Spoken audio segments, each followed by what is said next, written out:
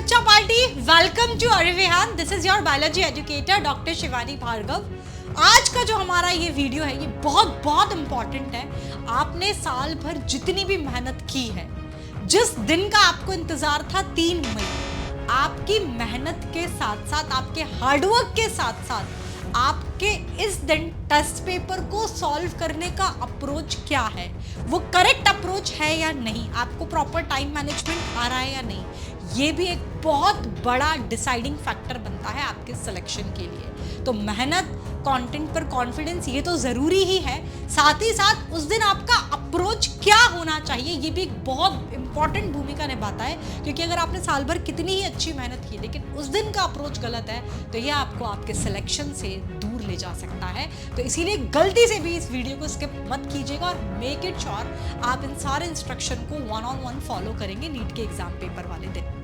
सबसे पहली चीज तो बच्चा, आपने बहुत सारे बच्चों से ये कहते सुना होगा कि यार मेरी किस्मत खराब थी।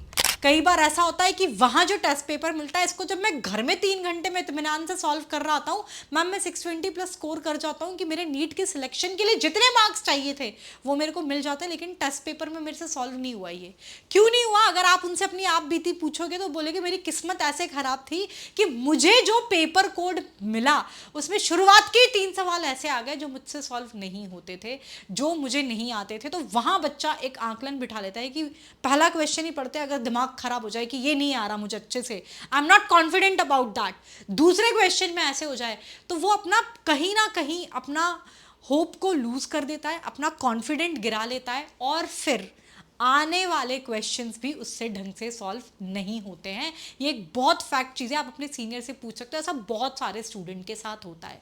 तो सबसे पहली चीज़ तो किसी भी अप्रोच को बताने से पहले बी कॉन्फिडेंट, अपने साल भर की मेहनत पर विश्वास रखिए। किसी भी प्री अजम्पशन के साथ एग्जामिनेशन हॉल में एंटर मत करो कि 620 या 650 ही कट ऑफ जाएगी। यू नेवर नो कि पेपर डिफिकल्ट है कि पेपर इजी है, क्या कट ऑफ जाएगी, आप वहाँ एग्जामिनेशन हॉल में बैठ के उसे डिसाइड नहीं कर सकते हैं। तो किसी भी प्री अजम्पशन के साथ नहीं जाएंगे, अपनी साल भर की मेहनत पर विश्वास रखेंगे, कॉन्फिडेंट रहेंगे। अगर तुम्हारे साथ ऐसा होता है, खुदा ना खास्ता ऐसा हुआ कि पहला ही क्वेश्चन पढ़ते दिमाग खराब हो जाए फिजिक्स का कि यार ये मुझे नहीं आता, तो अपने आप को ये बोल देना कि मुझसे नहीं हो रहा है, किसी से नहीं हो रहा है, ये सिर्फ डराने धमकाने वाले क्वेश्चन है, ये मेरे सिलेक्शन को हैम्पर नहीं करेगा। ठीक है, तो कॉन्फिडेंस रहना है। क्योंकि अगर शुरुआत में ही आपने उम्मीद छोड़ दिया, आप सोचोगे यार 3 ही क्वेश्चन सॉल्व नहीं हो रहे और तो मतलब मेरा तो नंबर यहाँ से यहाँ आ गए, बच्चे पूरी कैलकुलेशन लगा लेते हैं दिमाग में, मेरे से तो कट ऑफ ही नहीं निकल रही, मेरे से सॉल्व ही नहीं होगा। अगर आपके दिमाग में ये मैसेज आ गया तो आपकी बॉडी उसी अकॉर्डिंगली काम करने लगेगी, आपसे आते हुए क्वेश्चन भी आगे के सॉल्व नहीं होंगे। दूसरी चीज़, पेपर कभी भी इस हेडलाइन के साथ नहीं आता है कि मैं लेंदी हूँ या शुरुआत के क्वेश्चन हार्ड हैं और मैं लेंदी और लास्ट के क्वेश्चन बहुत इजी हैं। It never come like that. तो हमारा अप्रोच ऐसा होना चाहिए कि टेस्ट पेपर कैसा भी हो, क्योंकि यहाँ पर आपको एक परसेंटेज स्कोर नहीं करना है, यहाँ पर आपको सब में बेस्ट परफॉर्म करना है, कॉम्पिटिटिव एग्जाम है। तो आपको इसका अप्रोच होना चाहिए हमेशा टेस्ट पेपर के लिए राउंड सिस्टम में टेस्ट पेपर को सॉल्व करेंगे। कैसे करेंगे मैं आपको बताती हूँ और इसका फ़ायदा क्या होगा मैं बताती हूँ। कई बार क्या होता है बच्चा कि टेस्ट पेपर लेंदी है, मान लो इतना लेंदी कि कोई भी बच्चा टेस्ट पेपर पूरा सॉल्व नहीं कर पाया, लेकिन ऐसा ना हो कि शुरुआत के कुछ बीच के कुछ सवाल ऐसे हों कि तुमने 3 क्वेश्चन इतने लेंदी, उसमें इतना टाइम कंज्यूम हो गया कि लास्ट में जो 3 सवालों की जगह जिसमें हो सकता है तुम्हारा 1 या 2 ही सही हो, और मैं तो कहती हूँ अगर तीनों भी सही हो लेकिन बहुत टाइम कंज्यूम हो गया, पेपर के लास्ट तक जहां तुम पहुंच ही नहीं पाए, तुमने घर आके देखा कि मैम उस 3 क्वेश्चन की जगह मैं 10 क्वेश्चन सॉल्व कर सकता था और बहुत इजी क्वेश्चन थे, वो फट फट टिक होने वाले थे। तो ऐसी गलती ना हो उसके लिए हमें टेस्ट पेपर को हमेशा राउंड सिस्टम में सॉल्व करना चाहिए। हम 3 राउंड्स लगाएंगे पूरे पेपर के। कैसे करना है? अब आप बोलोगे हम 3 बार क्वेश्चन पेपर पढ़ने का समय भी होगा क्या?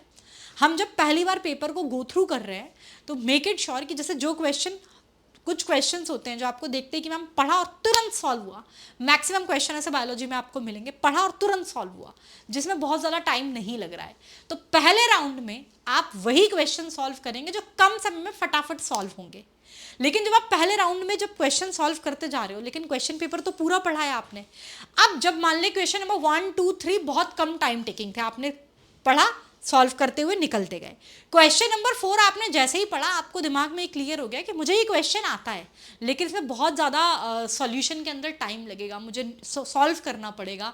आता है but it is a time taking process. तो मैं क्या करूँगी, अपने पेपर में कोई भी मुझे सिंबल बना लिया, मैंने सपोज करो मैंने सर्कल एक सिंबल यूज़ किया कि सर्कल मेरा वो क्वेश्चंस हैं कि जो क्वेश्चंस मुझे आते हैं मुझे दूसरे राउंड में सॉल्व करना है। पहला राउंड खत्म करने के बाद दूसरे राउंड में ही मैं मेरे टाइम टेकिंग क्वेश्चंस को सॉल्व करूंगी। क्वेश्चन देखते ही आपको क्लियर हो जाता है क्योंकि आपको पता होता है इसमें क्या क्या कॉन्सेप्ट अप्लाई होगा, कितने सॉल्व करना होगा, आपको पता लग जाता है कि इस क्वेश्चन को सॉल्व करने में कम से कम इतना समय जाएगा। आपको लगता है that is a time taking question तो don't solve it in first round, उसे आप सेकंड राउंड में हाथ लगाओगे पहला राउंड खत्म करने के बाद। ठीक है, तो आपने पहले राउंड में पहले जो जो फटाफट बिना टाइम के जो क्वेश्चन सॉल्व हो रहे थे वो सॉल्व करते गए। पहले राउंड के दौरान ही आपने जब क्वेश्चन पेपर पढ़ा 1 2 3 4 सॉल्व हुआ, 5th क्वेश्चन आपको लगा आता है बट टाइम लगेगा, गोला लगा के आगे बढ़ गए। ठीक है, और कुछ क्वेश्चंस ऐसे भी होते हैं तुम्हें जो तुम्हें पहले राउंड में जब टेस्ट पेपर पढ़ रहे होंगे तो पता लगेगा कि मैम ये क्वेश्चन आता है लेकिन 2 ऑप्शन में कन्फ्यूजन है, अब मेरे को समझ में नहीं आ रहा ए लगाऊं कि डी लगाऊं, इन दोनों में कन्फ्यूजन है। कुछ कन्फ्यूजन वाले क्वेश्चंस होते हैं, उसके लिए भी आप चाहो कोई भी सिंबल बना लो, जैसे मान लो मैंने ट्राइंगल वाला सिंबल लगा दिया, इन क्वेश्चन को मैं थर्ड राउंड में हाथ लगाऊंगी। ठीक है, तो पहला राउंड मेरा खत्म हो गया। इससे क्या फायदा हुआ कि किसी भी टाइम टेकिंग क्वेश्चन की वजह से मेरा इजी क्वेश्चन तो नहीं छूटेगा, चाहे वो मेरे पेपर के आखिरी में दिया हुआ हो, एग्जामिनर ने जानबूझ के फंसाने के लिए कि ये उस क्वेश्चन तक पहुंच ही ना पाए। तो ये उनकी ये टेक्निक मेरे ऊपर काम नहीं करने वाली। ठीक है, तो हमने फर्स्ट राउंड में सारे मतलब एक बार पढ़ते ही जो क्वेश्चन सॉल्व हुए वो लगा लिए। पहला राउंड खत्म करने के बाद मैं मेरे दूसरे राउंड पर आई हूँ जहां पर जो टाइम टेकिंग क्वेश्चंस थे वो लगाए। अब थर्ड राउंड में वो क्वेश्चंस जिसमें मुझे कन्फ्यूजन था, लेकिन बच्चों यहाँ पर देखो तुक्का टेक्निक काम करती है, रूल ऑफ एलिमिनेशन काम करता है। कैसे काम करता है? अच्छा, आप मान लो 4 क्वेश्चन ऐसे हैं जिसमें तुम्हें 2 में डाउट है, तो ऐसा नहीं कहूँगी मैं कि 2 ऑप्शन में डाउट हो तो बिल्कुल ही उनको टच ना करो, कर सकते हो, लॉ ऑफ प्रोबेबिलिटी यहाँ पर काम करता है। तो आप, लेकिन ऐसा नहीं कि जो नहीं आता जिसका कोई अंदाज़ा नहीं तुक्का ही लगाते चले जाओ तो पता लगा मार्क्स नेगेटिव में आ जाए। ठीक है, तो आप थर्ड में समय मिला तो उन क्वेश्चंस पर जाओगे। अब लेकिन मैम ठीक है, राउंड सिस्टम में भी फॉलो कर लिया, लेकिन जैसे भी नीट 2025 की बात करें, मैं एग्जांपल आपके लिए लेकर भी आई हूँ कि अगर बायोलॉजी में भी जैसे 2025 में किया था बहुत बड़े बड़े स्टेटमेंट वाले क्वेश्चन दे दिए, असर्शन रीजन ज़्यादा आ जाएं, मैम मैचअप्स में क्वेश्चन आता है तो पढ़ने में सॉल्व करने में समय जाता है, ये टाइम खाता है। और मैम बायोलॉजी में भी अगर इतना टाइम लगाया तो फिजिक्स केमिस्ट्री की कैलकुलेशन के लिए कहाँ समय बचेगा, तो उसका क्या तरीका है कि मैं वहाँ पर भी टाइम सेव कर सकूँ।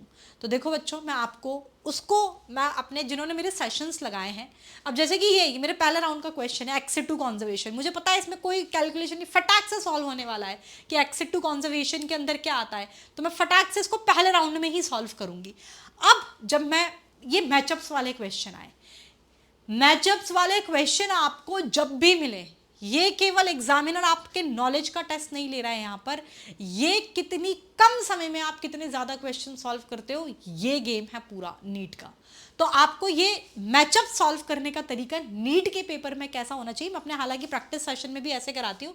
अब जैसे ये क्वेश्चन दिख रहा है आपको, ठीक है, तो आप ये नहीं करोगे कि इसका क्या है, इसका क्या है, फिर अकॉर्डिंगली 4 3 2 1 और फिर जो ऑप्शन में वो टिक कर दिया ना। इसका अप्रोच होना चाहिए जैसे कि स्पर्म के हेड की बात कर रही है, हेड में हमें पता है कि मैम यहाँ पर न्यूक्लियस जेनेटिक मटेरियल उसी के अंदर होता है, तो ए का 4 है, बस मैंने इसका एक पार्ट सॉल्व किया। अब मैं अपने ऑप्शंस की तरफ आऊंगी, ए का 4 किसमें, यानी कि ए और बी ऑप्शन तो हो ही नहीं सकता, ए का 4 ये है। अब मैंने क्या देखा कि बी ऑप्शन है ही 3 3, मैं बिना देखे ही 3 लिख दूँ, मिडिल पेस, यस एनर्जी, ठीक है। सी चेक करना है क्या मुझे? हाँ, मुझे सिर्फ सी ही चेक करना है कि 1 है या 2 है, मुझे बी भी सॉल्व नहीं करना था, अदरवाइज मेरा फिर टाइम जाता। मुझे सिर्फ सी सॉल्व करना है, सी से मुझे पता लग जाएगा कि इसका आंसर क्या है। सी में क्या है? एक्रोसोम, एक्रोसोम्स के अंदर एंजाइम्स प्रेजेंट होते हैं, आपको पता है रीजन में प्रेजेंट होता है ये, तो सी का 1 है, सी का 1 है, सी का 1 है या 2 है, 1 है, तो ये मेरा इस तरीके से मैं सॉल्व करूंगी। मैचअप्स की टेक्निक यही होनी चाहिए। ये आपका नीट 2025 का ही है। नो, नीट 2025 में तो आप फिर भी ऐसा देखोगे कि 2 ऑप्शंस एक्सप्लोर करने पड़ रहे हैं। इसके पहले जाओ, सिर्फ एक भी सॉल्व होता है ना, पूरा क्वेश्चन नीट का सॉल्व हो जाता है मैचअप्स वाला। तो मतलब इतने टाइम सेविंग, ये भी मतलब 1 गो में जाने वाली चीज़ें हैं, फर्स्ट राउंड में ही सॉल्व कर लोगे, कोई टाइम नहीं लगाना मैचअप्स में। देखो एक और एग्जांपल देके दिखाऊं, जैसे कि ये इतना भारी भरकम पूरा सॉल्व करने बैठते हैं कुछ बच्चे, नहीं करना, ठीक है, ABCD चुनना है ना अपन को, ठीक है। गोनेडोट्रोफिक रिलीजिंग हार्मोन LH निकलता है मैम, एक FSH निकलता है, मुझे आगे का सॉल्व ही नहीं करना। A FSH क्लियर हो गया, यानी कि ये तो नहीं है, ये तो नहीं है, A FSH क्लियर हो गया। B लेडिक सेल्स है या सर्टोली सेल्स है, दैट्स इट, मेरा क्वेश्चन सॉल्व हो जाएगा। B ल्यूटिलाइजिंग हार्मोन, यहाँ पर ऑब्वियस सी बात है मैम, सर्टोली सेल्स आएंगी, लेडिक सेल्स ही हैं ये, लेडिक सेल्स से ही तो एंड्रोजन निकलता है, तो लेडिक सेल्स हैं। लेडिक सेल्स किसके अंदर दे रखा है, पहले ऑप्शन में। जय श्रीमन नारायण, क्वेश्चन सॉल्व हो गया, मुझे पूरा सॉल्व करने की जरूरत नहीं पड़ी। तो ये टाइम सेविंग का तरीका है कि आप क्वेश्चन पढ़ो, अकॉर्डिंगली ऑप्शंस एक्सप्लोर करो और फिर करो, क्योंकि मुझे कम समय में मैक्सिमम क्वेश्चन सॉल्व करने हैं। आ गई बात समझ में? तो इस तरीके से हम क्वेश्चन सॉल्व करेंगे वहां पर, ठीक है। तो इस तरीके से आप क्वेश्चन सॉल्व करेंगे तो कम समय में आप ज्यादा क्वेश्चन सॉल्व कर पाएंगे, ठीक है। और रूल ऑफ एलिमिनेशन भी जरूरी नहीं है, कुछ क्वेश्चन ऐसा होता है आपने पढ़ा, आपको उसका आंसर नहीं आता, ऑप्शन ढंग से देखो। कई बार होता है कि जैसे पूछा कि इनमें से कौन सा स्टेटमेंट गलत है, हो सकता है आपको नहीं पता कि जो कुछ ऑप्शंस है, लेकिन आपको 2-3 ऑप्शंस के बारे में श्योर है कि यार ये सही है, तो रूल ऑफ एलिमिनेशन से भी क्वेश्चन बहुत सारे नीट के पेपर में सॉल्व हो जाते हैं। तो इसीलिए, लेकिन वो तब दिमाग उस डायरेक्शन में काम कब कर पाएगा जब आप कॉन्फिडेंट होंगे। तो पहली चीज़ कॉन्फिडेंट रहना है, अपनी उम्मीद नहीं छोड़नी है, कोई प्री अजम्पशन के साथ नहीं जाओगे कि कट ऑफ ये जाता है, मैं तो इतना ही स्कोर नहीं कर पाया। बहुत से बच्चे होते हैं तो वो थर्ड राउंड में फिर ज़्यादा क्वेश्चन सॉल्व कर लेते हैं और नेगेटिव कर आते हैं, पता लगा जितना उन्होंने सोचा तो उतना कट ऑफ ही नहीं गया। कोई प्री अजम्पशन नहीं, be confident in yourself. Round system में क्वेश्चन पेपर सॉल्व करेंगे, पहले राउंड में फटाफट होने वाले क्वेश्चन, दूसरे राउंड में टाइम टेकिंग क्वेश्चन, और तीसरे राउंड में जिसमें आपको थोड़ा बहुत कन्फ्यूजन है तो आप देखोगे कि मुझे करना है कि नहीं करना है। मैचअप्स वाले क्वेश्चन, ये वाले क्वेश्चन मैंने बताया, इनको सॉल्व करने का नीट में आपका अप्रोच क्या होना चाहिए। Last but not the least, हालांकि इस पर सेपरेट वीडियो हमारे चैनल पर अवेलेबल है OMR फिलिंग के लिए।